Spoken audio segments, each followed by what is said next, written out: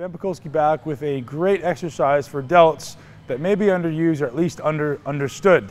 The reason we use cables, it's a great way to strategically vary the force angle relative to something like dumbbells or machines.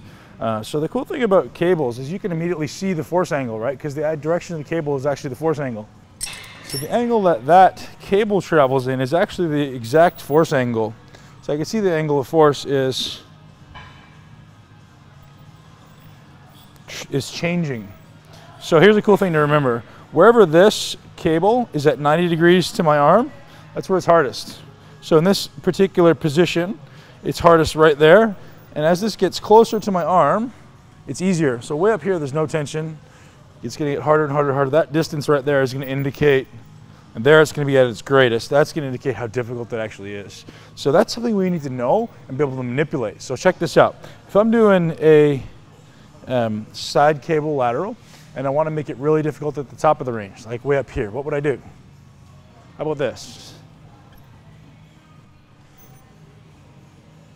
So now I can strategically vary exactly what part of the range is overloaded. And as you all know who follow my stuff, you want to overload the short end of the range first, then the mid or lengthened range, depending what you prefer. I usually prefer to overload the lengthened range and then the mid range. So shorten range and then a different part of the range. So a great sequence of exercises for this would be to start here.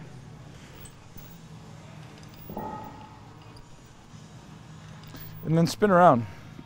You can also vary your distance from the machine. See, if I start way out here, that's going to overload the bottom part of the range.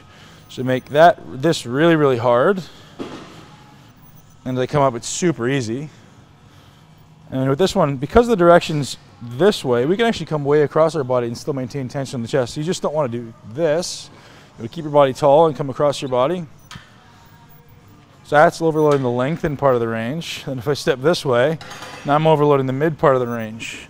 So there, using one exercise and 3 different variations, 3 different positionings, I just overload that muscle at all points of its strength curve in a matter of 1 set.